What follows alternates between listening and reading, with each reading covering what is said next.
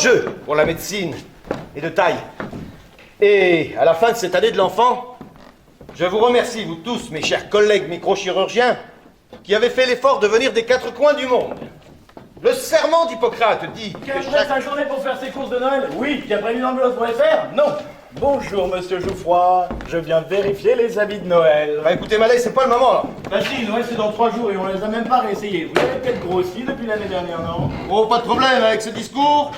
Je vais perdre 3 kilos. Monsieur, sans vouloir vous vexer, les délégués s'en foutent de votre discours. Ils sont venus pour une bonne bouffe, une dernière bouteille de Bourgogne et hop, dodo dans l'avion.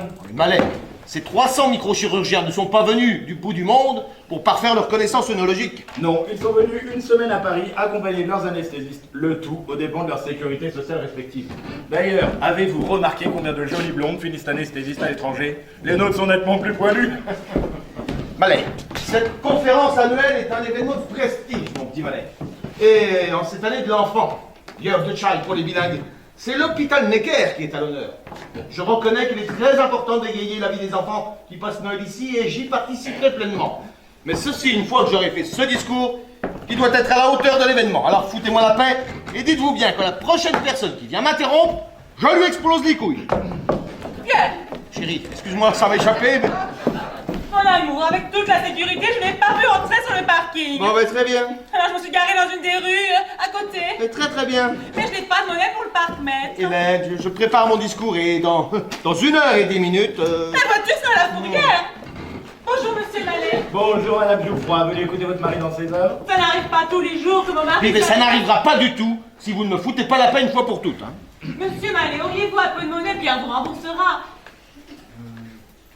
Ça vous va? Très bien. Tu vas être superbe. Merci, ma chérie. Le trac? Pas du tout. 3 fois au cabinet depuis ce matin, mais bon. Monsieur Mallet, je vous verrai tout à l'heure à la conférence. Ah non, j'ai des choses plus importantes à faire. Merci, Malais. Vous avez vu? Il y a des Pères Noël qui vont avoir besoin de couture. Je me demandais... Non. Je me demandais, étant donné qu'on a mis la sono dans le hall pour la conférence, si on ne pouvait pas en profiter pour faire un petit spectacle de Noël. Bonne idée. Chacun pourrait imiter un chanteur et les enfants pour deviner qui c'est. Par exemple, moi, enfant de tout pays, tendez vos mains, meurtri, semez l'amour et puis donnez la vie. Serge Gainsbourg. C'est bien. Mais vous savez que Pierre fait un Johnny Hallyday épatant, n'est-ce pas, Pierre? Hein? Tu pourrais leur faire ton imitation de Johnny Hallyday. Mais de quoi tu parles? Moi, tout ce qui m'intéresse, c'est mes 300 microchirurgiens. Et je dois mettre tout en œuvre pour qu'ils ne s'endorment pas pendant mon discours. Eh bien, fais-leur ton imitation de Johnny, ça les réveillera. La micro-informatique s'efforce de créer l'intelligence artificielle. Mais la microchirurgie, elle... Ah, c'est bien ça, tu les as retrouvés. Tiens, attention, ça change. Ah. Alors, les enfants, qu'est-ce que le Père Noël vous a apporté cette année? Une poupée. Je sais, c'est moi qui les ai descendus par la cheminée. Mais merde à la fin! Aujourd'hui, il devrait y avoir personne dans cette pièce. Hubert, était patient, toi? J'ai commencé mes visites très tôt ce matin pour assister à ton discours. Et la déléguée Cédas m'a invité au déjeuner de clôture. Voilà, docteur, attention au dérapage. Bonjour, messieurs. Je me demande si j'aurais pas été plus au calme sur la piste principale de Roissy.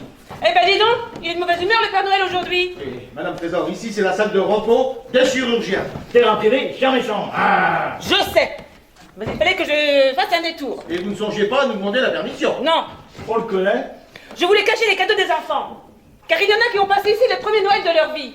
Le petit qui est arrivé hier avec des brûlures de cigarettes sur tout le corps, vous pensez qu'il a déjà entendu parler du Père Noël, lui? Bon, faut que je trouve un endroit sûr pour les cacher. Les cadeaux à la main. Ah oui. Je vais vous donner un coup de main. Je cherche le docteur Jouffroy, l'auriez-vous vu? Ah, pardon, monsieur le directeur. Je suis là. Je voudrais parler seul avec le docteur Jouffroy. Savez-vous quel jour nous sommes? Justement, monsieur le directeur, nous sommes à 3 jours de J'ai Noël. dit seul. Nous sommes à 55 minutes d'un événement très important pour notre hôpital. Et vous êtes, docteur Jouffroy, la dernière personne que j'aurais désignée pour cette tâche. Mais vous êtes le chef de service. Alors, dans le cadre de cette année de l'enfant...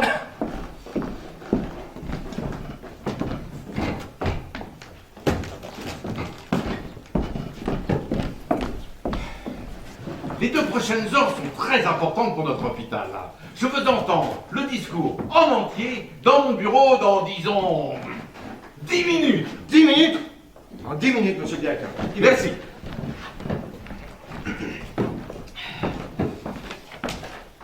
Mes chers collègues, madame la ministre. Pardon?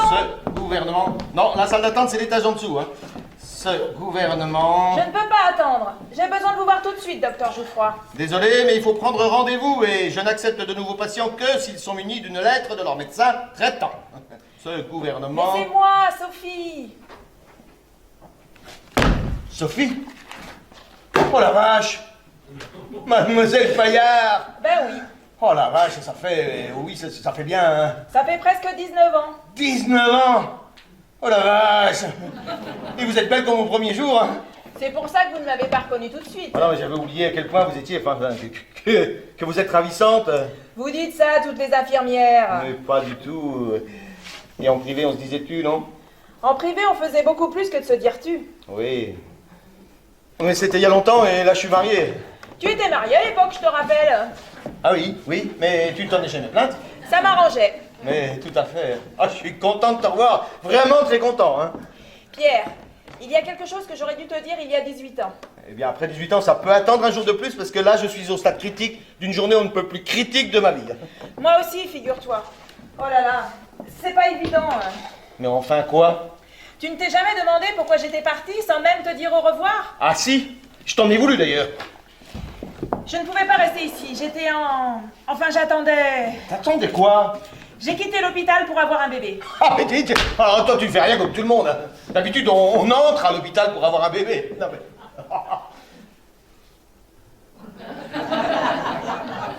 Un bébé? Mais comment ça, un bébé? Mais tu veux pas dire que toi et moi... Hein... Désolée, un accident. Mais il fallait me le dire. J'étais pas riche, mais j'aurais pris mes responsabilités. Tu aurais pu te faire... Non, je n'aurais pas pu me faire après 3 années passées au service pédiatrie. Non. Bah oui, non.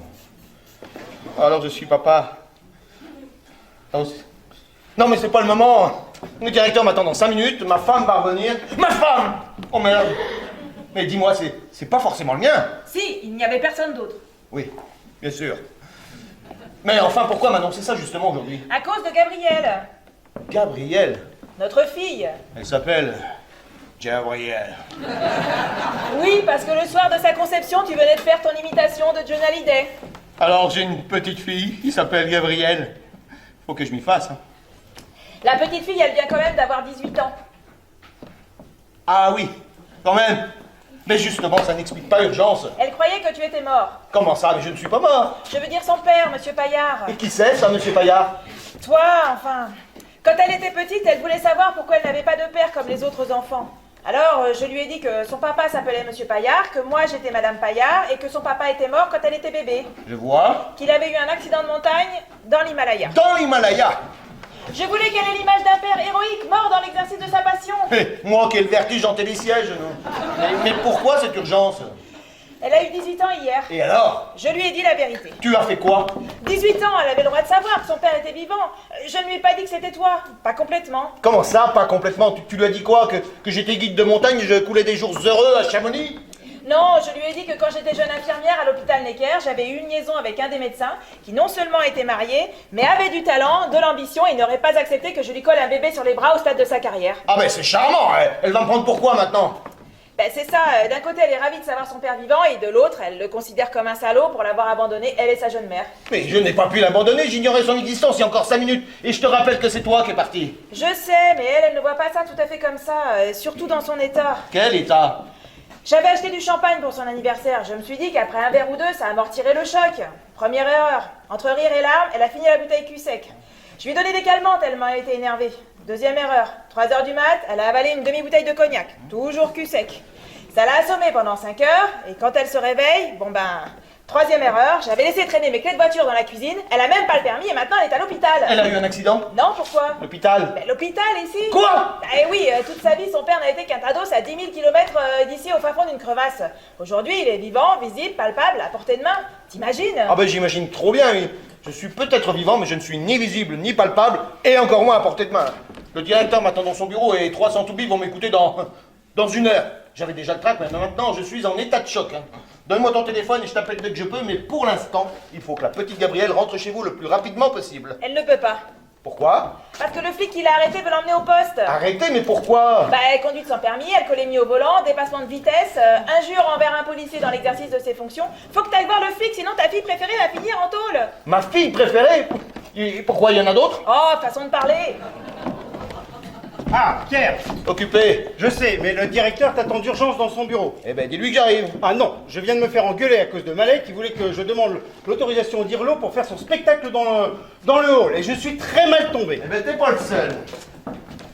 Mais c'est pas Sophie? Je te demande pardon. Mais oui, c'est Sophie. Oui, c'est Sophie, la petite Sophie, mais je savais pas que tu la connaissais. Bah, enfin, t'es amnésique ou quoi? On faisait les 400 coups ensemble, Sophie Paillard. Ça fait plaisir de te revoir, hein. T'as pas changé, hein, depuis combien de temps déjà? 18 ans. Et 9 mois. Ah ben c'est ça, je me souviens maintenant. T'es parti sans crier gare, on n'a jamais su pourquoi. Et t'es parti où? Travailler dans un hôpital dans l'Himalaya. Dans l'Himalaya. Tu parles le hindi? Uniquement, quand je mange du curry. Bon ben, reste pour son discours et puis pour le cocktail. Et nos papas? Moi je me souviens qu'au contraire, elle buvait pas mal, hein. T'étais pas la dernière à faire la fête, toi. Pendant que la plupart des infirmières n'avaient qu'un truc en tête, se trouver un toubib, tomber enceinte et se marier, et toi non, tu les fuyais. Mais maintenant t'as dû te trouver un beau mec et puis t'as plein d'enfants, c'est ça? Oui et non. Comment ça? Oui, oui. Oui, elle a trouvé un beau mec. Mais non, elle n'a pas plein d'enfants parce qu'il est tombé dans une crevasse quand elle était toute petite. Qui était toute petite? Ben, la fille qu'elle aurait eue si son mec n'était pas tombé dans une crevasse, mais qu'elle n'a pas eu parce que son père est mort. Oh, je suis désolé. Eh ben, pas tant que moi, alors. Va dire au directeur que j'arrive, dis-lui que je dois résoudre un petit problème de congé maternité avec une infirmière. À un moment, j'ai cru que t'allais me marier à un moine bouddhiste. Oui, ben, l'Himalaya, c'était ton idée. Hein. Ton téléphone? 01 Attends. 01 47 42 33 59. 33 59. Et pour Gabriel alors? Mais je t'appelle dès que je peux. Hein. Et l'agent de police? Lui aussi quand je peux. Et au fait, qu'est-ce qu'il sait pour l'instant? Ce que Gabriel lui a raconté, c'est tout, que son père est médecin ici, mais pas que c'est toi. Ben, au moins une bonne nouvelle. De toute façon, il se fout de connaître l'identité de son père puisque Gabriel est majeur. Et qu'il l'embarque.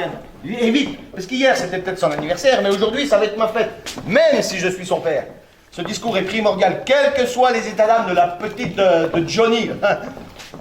Et même si ça va de pair, le risque qu'il court est primordial, quel que soit l'état que Madame Petitjean y... Ça va ma chérie, tiens, je te présente Madame... Petit Jean. Voilà, Madame Petitjean, je vous présente Madame... Geoffroy. Oui, voilà, Madame Geoffroy. Alors, ravi de te voir ma chérie, alors qu'est-ce que tu as fait de beau, toi, depuis ce matin? Mais j'ai garé la voiture. Agarré? Ouais, formidable ça! C'est très bien, je suis content, vraiment ravi, hein? Vous faites partie du personnel? Pas en ce moment. Vous en avez fait partie alors? Non, mais elle envisage d'en faire partie. Elle aime bien l'ordre et le calme dans un hôpital et c'est en venant rendre visite à son mari, Monsieur Petitjean, qui est dans l'LB, n'est-ce pas, hein, qu'elle s'est rendue compte qu'ici, nous respectons ce genre de choses, qu'on ne laisse pas traîner les enfants dans les couloirs ou à l'accueil. Alors, elle nous a laissé son CV, on va s'occuper d'elle, alors elle sait qu'elle peut partir l'esprit tranquille maintenant, hein. Mais si elle est venue voir son mari dans l'LB, que fait-elle dans la salle de repos des chirurgiens en service de pédiatrie? Eh bien, le hasard, parce qu'il y a un petit garçon à l'hôpital qui s'appelle... Monsieur Petit- Geoffroy. Eh, monsieur le directeur, j'arrive. Vous êtes en retard, je vous avais dit 10 minutes. Oui, c'est vrai, vous l'avez dit. Et vous l'avez bien dit, parce que vous avez une manière de dire 10 minutes. Hein. Dans un hôpital, le temps est compté, chers collègues. En 10 minutes, une vie peut basculer. 10 minutes, hein. M5? Je vous ai dit 10 minutes, il y a un quart d'heure. Je veux vous voir tout de suite. Eh bien, voilà, vous me voyez, je suis là. Ah, et puis là, vous voyez, Madame Geoffroy, vous la connaissez? Bah évidemment que je connais votre épouse. Monsieur Dalamassière. Oui, mais vous ne connaissez pas Madame Petitjean. Madame Petitjean, je vous présente Monsieur Olivier de la Massière, qui est le directeur de ce bel et noble établissement. Madame Petitjean est inquiète, et donc... Pas autant que vous devriez l'être. Mais non, écoutez. Mes chers collègues, le gouvernement français qui vous accueille a eu la prescience de doter cet hôpital des équipements de la plus haute qualité, de telle sorte que les malades du monde entier viennent frapper à sa porte. Et ceci à tel point qu'il nous manque les moyens pour les traiter. Madame la ministre voudra, j'en suis sûr, nous accompagner financièrement à la hauteur de notre ambition de cette course au progrès médical, parce que c'est notre projet. Ah! Ah oui. Ah, c'est pas mal, c'est pas mal. Ouais. Bon, vous réglez votre problème avec Madame Petitjean. Je vous attends dans mon bureau. Bon, bah ça va aller, non? Oui. Alors, Madame Petitjean, je pense qu'on s'est tout dit. Hein. Rendez-vous, disons, la semaine prochaine. Et mon affaire de police, alors j'en fais quoi? La police? Oui. La police. Elle a une police d'assurance, mais la compagnie refuse de payer la chambre particulière parce qu'elle considère que son mari devrait être en mesure de rentrer chez lui. Donc la compagnie met en cause le médecin qui s'occupe de son mari, du coup elle se pose des questions sur ses compétences. Qui est son médecin? Jolie. Hubert Joly? Oui. Et pourtant très bien.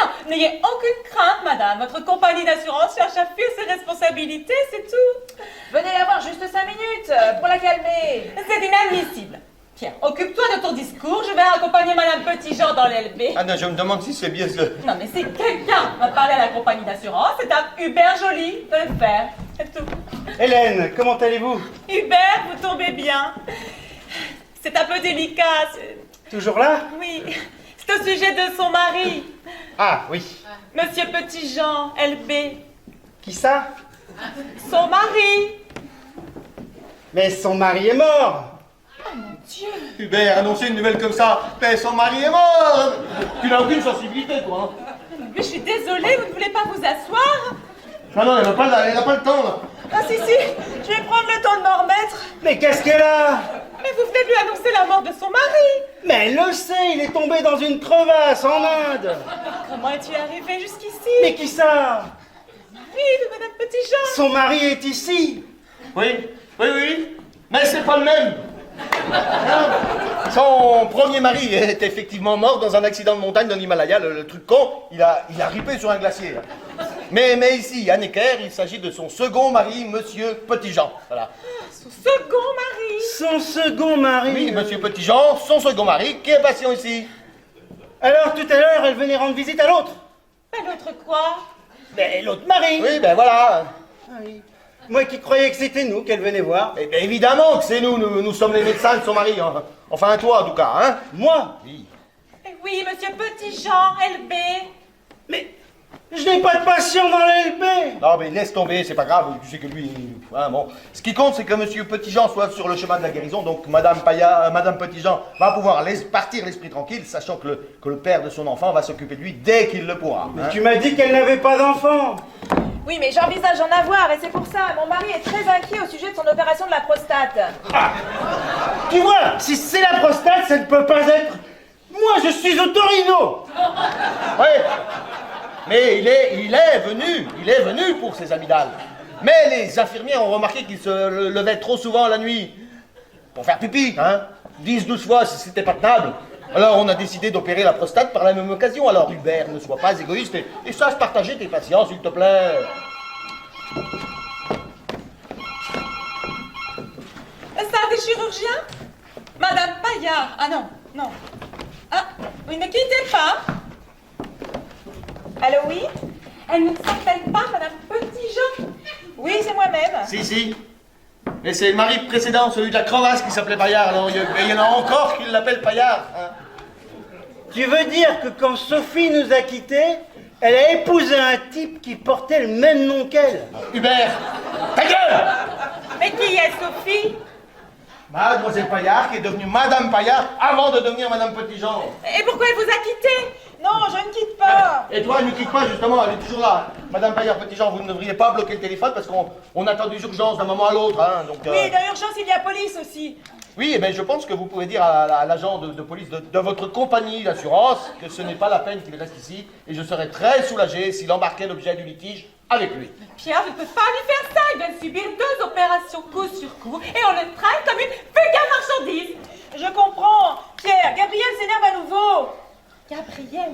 Oui, c'est son assureur, ça. Désolée, je fais ce que je peux. Elle appelle son assureur par son prénom. Ah ben, elles sont devenues très intimes parce que la mort de son premier mari lui a coûté tellement cher qu'elle s'est incrustée, elle fait partie de la famille maintenant. Alors, avec le deuxième mari malade, tu penses que maintenant...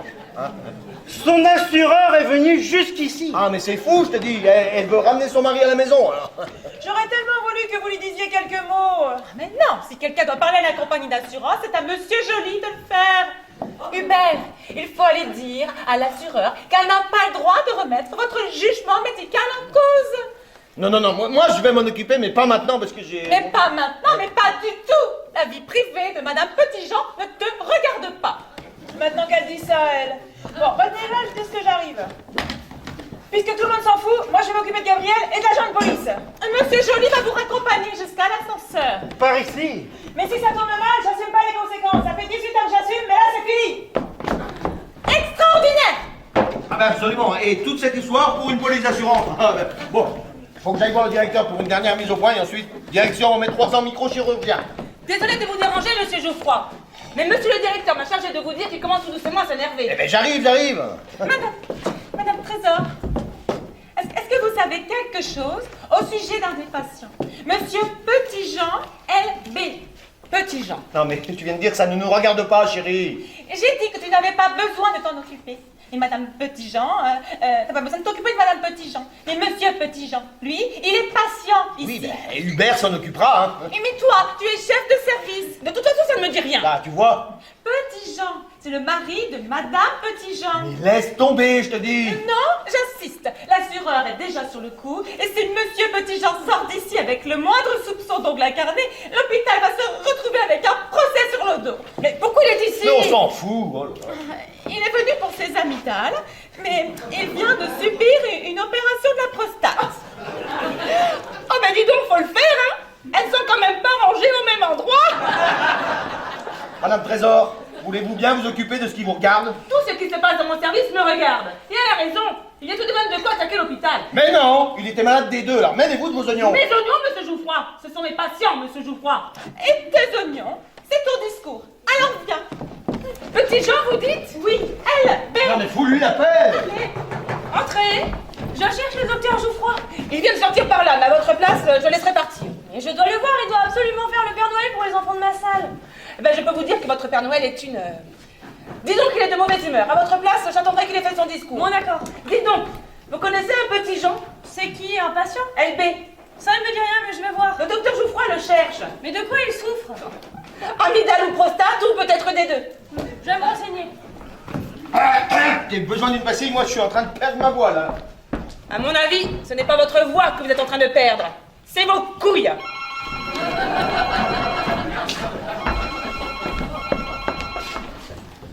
Elle joue froid l'appareil. Sophie, t'es toujours là? Mais comment ça, parti? Le flic l'a pas retenu. Un coup de pied. Ah oui, là ça fait très mal, oui. Ouais. Non, j'ai pas vu, non. Joe, Oh, je retire ce que je viens de dire. c'est ici la salle de repos des chirurgiens? Oui. Oh! Oui, et c'est strictement réservé au repos des chirurgiens. Hein. Mais je suis toujours là, oui. Oui, non, mais effectivement, le diagnostic est très juste. Les symptômes correspondent. Hein, Non, restez où vous êtes, Non, vous restez où vous êtes et surtout vous dites au monsieur qui souffre d'échymose aux joyeuses là, de ne pas bouger. Hein. Voilà. T'es médecin ici? Je vous demande pardon? Toi, Toubib? Non, je suis pas médecin, je suis malade. Bah si t'es malade, qu'est-ce que tu fous là alors? Mais je suis en convalescence. Autrefois, quand on était en convalescence, on faisait de la vannerie, mais maintenant ils nous demandent des coups de main pour les tâches administratives. Par exemple, moi, je réponds au téléphone là. Saloperie d'enfoiré de connard de Ça merde! va. Mon père! Non. Ah oui? Et qu'est-ce que t'en sais, toi? Qu'est-ce que tu fais chier, toi? Vous n'avez pas l'air d'une jeune fille qui aurait pour pas une saloperie d'enfoiré de connard de merde là. Ah oui? Eh ben demande à ma mère. Elle devrait être ici. Je sais pas où elle est passée. Mais elle te dira que c'est une saloperie. Mais non. Mais si! Il a dit qu'il était mort alors que c'est pas vrai. Et il se cache ici. Et je vais le trouver, moi. Et quand je le trouve, ce connard, je vais lui péter la gueule pour de bon. Je vais. Oh, je vais gerber. Ah, non. Faites pas ça. Ça ne peut plus durer si ça continue. Faudrait que ça cesse. Vous pouvez nous laisser, monsieur le directeur, c'est une affaire personnelle. Hein. Levez-vous, enfin, une jeune fille de 18 ans qui veut péter la gueule à son père ne reste pas dans cette position. Je veux pas vraiment lui péter la gueule, je veux juste le voir. Je vais gerber. Pardon, Elle se sent pas bien, la nausée. Je veux ma mère. Votre mère est ici? Non. Elle a le mal de mer, alors moi je l'ai allongée. Le mal de mer en plein Paris. Oui, parce qu'elle est arrivée en bateau-mouche. Vous vouliez me voir? Je voulais vous dire... elle a mauvaise Non, mais il mine. faut surtout pas la bouger. Que vouliez-vous me dire? Que je suis désolée pour ma remarque de tout à l'heure à propos de vos... J'aurais dû modérer mes propos. Merci, Madame Trésor. Y a pas de quoi, docteur. Docteur? Oui? Elle t'a appelé docteur? Oui, oui, je suis patient, mais je suis aussi docteur en droit.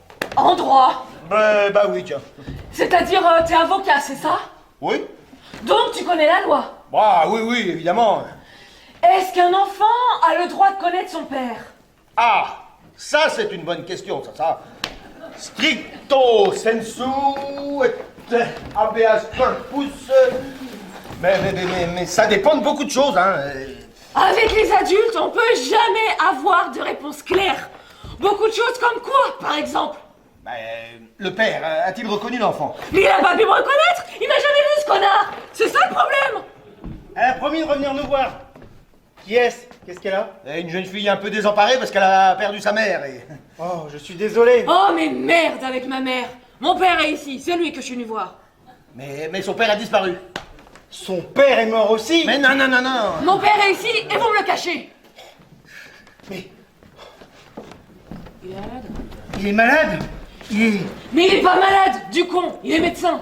Mon petit, ce n'est pas parce que votre père est médecin qu'il ne peut pas lui aussi tomber malade. Je comprends, vous l'avez toujours. Oh, j'ai jamais vu sa gueule de ma vie. Ah, son père ne l'a pas reconnu et ça, c'est terrible parce que juridiquement, hein, qu'est-ce que... Juridiquement. Vous êtes pas avocat. Lui, c'est son taf. Lui, avocat? Oui, je me fais l'avocat du diable, je sais, mais... Mais Pierre, tu te sens bien? Non, docteur, j'ai un peu le vertige et je pense que je ferais mieux de retourner dans mon lit avec un bon thermomètre dans la bouche, hein, parce que... Un thermomètre? Oui, car la température monte, aidez-moi avec cette jeune fille, docteur. Mais pourquoi faire? Pour la... Bah, laissez tomber, hein. Chérie. Qu'est-ce qui s'est passé avec monsieur de la Massière? Eh ben rien, parce que je l'ai même pas vu, là. Ben justement, il est furieux. Il dit que si ton discours n'est pas impeccable, il te coule. Oui, ben, Alors vas-y. On y va. Hein. Mais tu descends pas, toi, tu vas être en retard, hein, par contre. Mais tant que tu es là. Mais qui est-ce? Ah, ben là, c'est le docteur Joly, hein. Oui, ça, je sais. Côté. Ah, à côté, c'est une jeune femme, et... Oui, ça, je vois. C'est une patiente? Non, c'est la parente d'un patient. C'était la fille d'un de nos patients. Elle vient de perdre sa mère. Ma pauvre petite. Est-ce que je peux faire quelque chose pour vous? Je vois mon père. Oui, bien sûr, son père est ici. Ah, pas du tout, non. Oh, mais si. Ma mère a dit que si. Alors je bouge pas d'ici avant de l'avoir vu. Elle a dit ça quand? On voulait me dire qu'elle était morte. Oui, mais pas tout de suite. Et comment ça? Qu'est-ce qui lui est arrivé? Elle s'est fait écraser par une voiture. Mais tu m'as dit qu'elle était patiente ici. Oui, ben, on lui avait fait des tests et elle venait pour les résultats. Mais elle avait pas ses lunettes pour lire les résultats. Hein? Donc elle a couru les chercher dans sa voiture, dans la boîte à gants de sa voiture. Hein? Donc, hop, elle met ses lunettes. Mais comme elle était garée dans le mauvais sens, sur le trottoir de gauche, elle avait donc la boîte à gants côté rue. Hein? Et là, il y a une voiture qui l'a fauchée et crac. Alors on l'a montée ici, elle a balbutié quelques mots, puis elle a claqué. Elle est décédée de ses blessures à cause d'une boîte à gants, tu te rends compte, hein? Donc c'est fini, donc on tourne la page, donc on passe à autre chose. Mais Pierre, je ne t'ai jamais entendu parler comme ça. Mais parce que tu ne m'as jamais vu au moment de préparer un discours vital pour ma carrière, me faire emmerder par une petite conne que je ne connaissais pas il y a moins d'une heure. Vous racontez quoi comme connerie là? Mais rien du tout.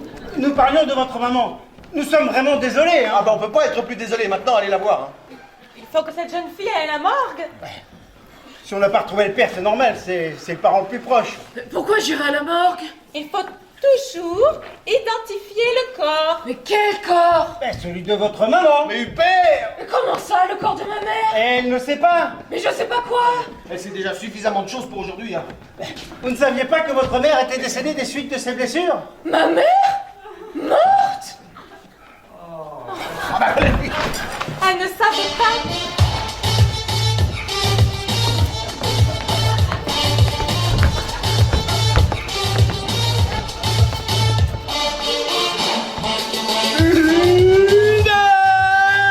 Vous attendez pour répéter votre numéro!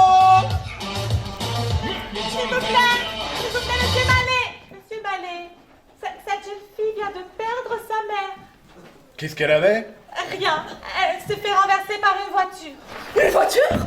Juste devant l'hôpital. Ah mais c'est pas possible! Je suis désolée. Oh mais alors ça n'était pas lui ici, elle serait pas morte?